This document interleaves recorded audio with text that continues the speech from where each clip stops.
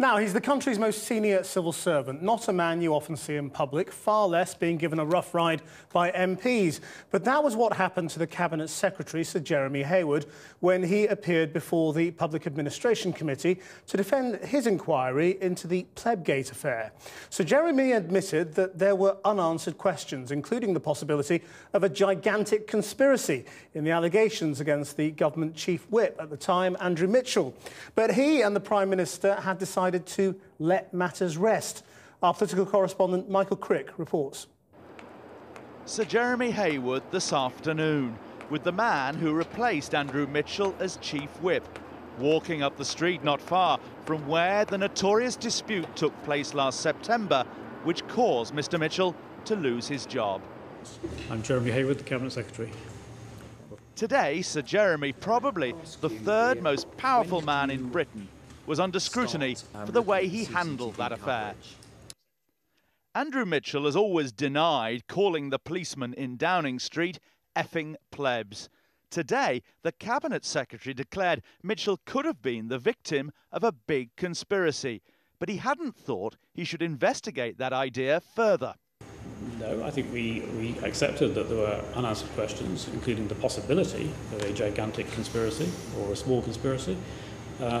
Those were unanswered questions, but we decided on balance to let matters rest as they were, decide to stick by Andrew Mitchell, keep him in post and move on.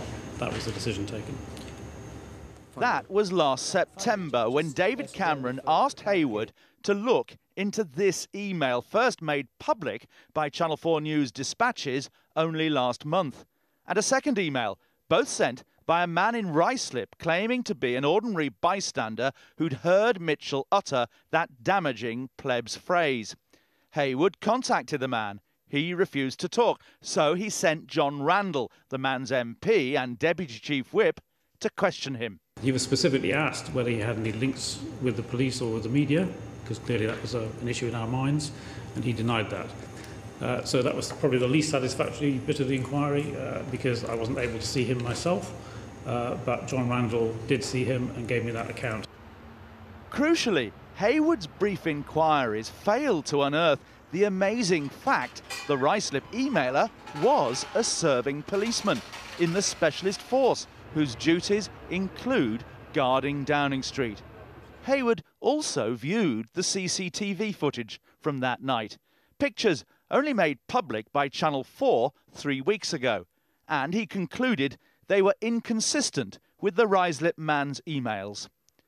But though Hayward's review began the very day the Daily Telegraph published the alleged police log of events, he didn't consider that log or notice it was similar to the emails, and so didn't match the CCTV either. No. But can you just explain why you didn't ask to see the police log? Because I didn't think it was appropriate for me to be investigating the police log, and I didn't think it was necessary for me to... It was not a question of investigating the police log, it was a question to see whether Mr Mitchell was telling the truth or not. But my... I mean, would you not have wanted to see the police log to compare it to... To be very, very clear about this, it's very, very important not to get confusion here. My review, as set by the Prime Minister, was into the emails, not into the police log. I didn't think I needed to see the police logs in order to draw the conclusions that I did about the emails, which were that they were not reliable and therefore that Andrew Mitchell should be kept in position. Sir Jeremy also revealed he'd read a note by Chris Martin, David Cameron's principal private secretary, of exchanges Martin had with the police sergeant in Downing Street on the evening of the incident. Remarkably, Hayward couldn't recall if that note included the word plebs. The principal private secretary's note used the word pleb. I can't recall, to be honest. Fundamentally... So there's a record in number 10 of a conversation with a police officer immediately after the incident that goes absolutely to the heart of the controversy, and you cannot remember whether the word pleb is in that note. I can't remember whether it's specifically worded... Because it wasn't in your remit? No, it wasn't in my remit, no. Absolutely not in my remit. Committee members, particularly Tories, clearly felt plebgate wasn't the Cabinet Secretary's finest hour. Their report next week will say things must be handled better if such an event ever happens again. And Michael Crick is live now in Westminster. Well, what sort of reaction has there been to Sir Jeremy?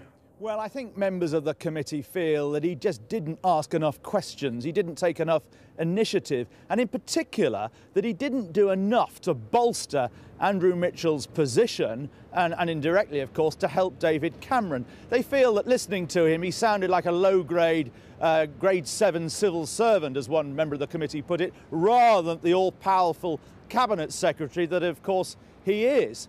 And indeed, I think when their report comes out next week, they'll be recommending it shouldn't be the Cabinet Secretary that makes inquiries like this in future. It should, in fact, be the Prime Minister's official advisor on ministerial conduct, Sir Alex Allen, who the committee feel has been badly underused during the Cameron premiership.